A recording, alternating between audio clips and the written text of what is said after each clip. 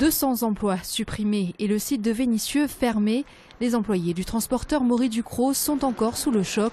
Le repreneur potentiel Arcole Industrie vient de détailler son offre. Et depuis hier soir, les salariés de Saint-Priest et de Vénissieux bloquent les dépôts. Si tu rentres, tu ressors plus. C'est toi qui vois. Donc après la remorque, tu l'emmènes au-dessus. La raison de leur colère, le montant trop bas des indemnités de licenciement. Le groupe Arcole aujourd'hui propose seulement 7 000 € en supralégal. Avec les indemnités légales de licenciement, une personne qui a 28 ans ou 30 ans va se retrouver entre 15 et 20 000 € d'indemnité. C'est très peu, ça ne fait même pas un an de salaire. Et une personne qui a 50 ans va avoir du mal à retrouver du boulot. En effet, la majorité des employés ont entre 45 et 55 ans et se retrouvent aujourd'hui dans l'impasse. On ne bougera pas tant que Arcole ne fera pas une proposition de Snow. Alors après, ils nous menacent en nous disant que si on ne lève pas les piquets, ils ne signeront pas vendredi. Donc en plus de nous menacer, là, ils auront tout perdu. De toute façon, on ira jusqu'au bout. Des rumeurs de chantage démenties par la direction de Maury Ducrot, selon l'AFP. Le tribunal de commerce de Pontoise doit statuer vendredi. Quoi qu'il en soit, ce sont 2800 emplois qui seront supprimés sur tous les sites français.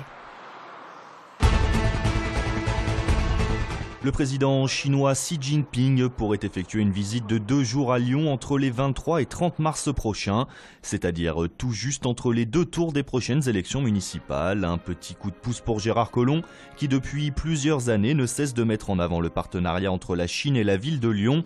La dernière visite d'un président chinois dans l'agglomération remonte à 1999.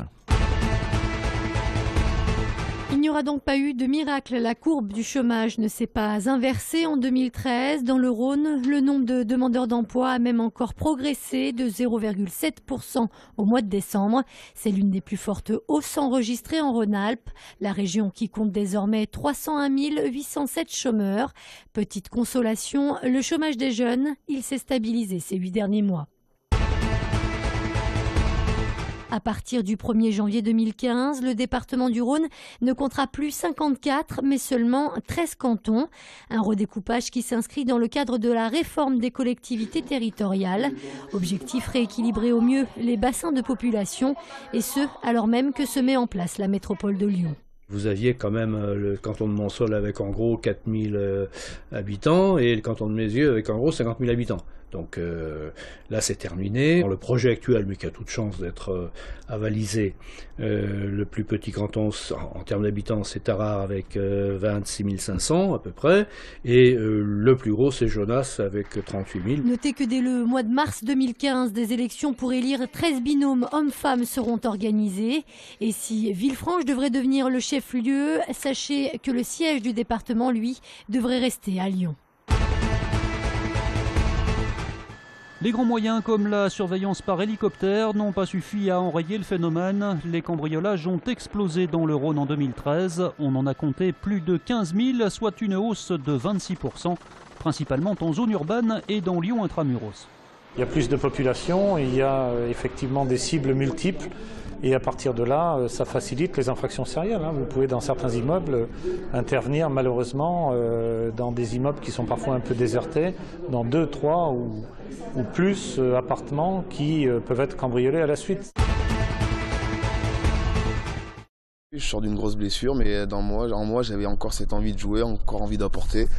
Encore envie de courir sur un terrain de foot, donc ça a été assez simple, j'ai envie de me faire plaisir et de m'amuser. L'homme du jour à Chasselas, c'est Sidney Govou, l'ex-attaquant international de l'Olympique lyonnais, vient de signer un contrat fédéral de 5 mois avec le club des Monts d'Or.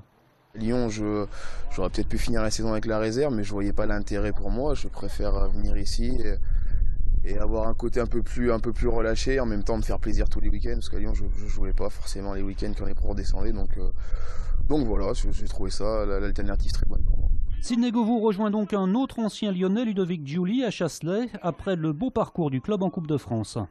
Comme je sais que c'est 2 garçons intelligents, 2 garçons aussi qui savent très bien se fondre dans un groupe et qui peuvent aussi, au-delà de leur qualité, avoir un impact important dans notre équipe. Je sais qu'ils seront écoutés et surtout suivis par les jeunes joueurs qui vont les entourer. Et l'arrivée de Sidney vient à point pour bonifier notre secteur offensif pour les 16 matchs qui nous restent sur les 4 derniers mois. C'est ce soir à 20h et à Chalon-sur-Saône que l'Asvel va faire son entrée en Coupe de France pour les 16e de finale. Avec 5 succès lors de leurs 6 dernières rencontres, les Verts ont enfin basculé dans un ratio positif de 9 victoires pour 8 défaites en Pro A et veulent confirmer leur bonne passe dans une compétition où ils ont atteint les demi-finales l'an dernier. C'est un match à gagner, c'est un match de coupe, c'est un contexte particulier. Nous, c'est bien parce que ça nous permet de continuer à avancer, quoi. Face à des adversaires qui font des choix défensifs différents, qui font des choix, qui ont des systèmes et un esprit offensif aussi différent. Donc, non, c'est bien. Tous deux blessés aux ischio-jambiers, le capitaine Pachelis Morland et le pivot Uche Sonwoo ne joueront pas ce soir. Au mieux, ils feront leur retour dans le groupe le 8 février prochain contre Orléans.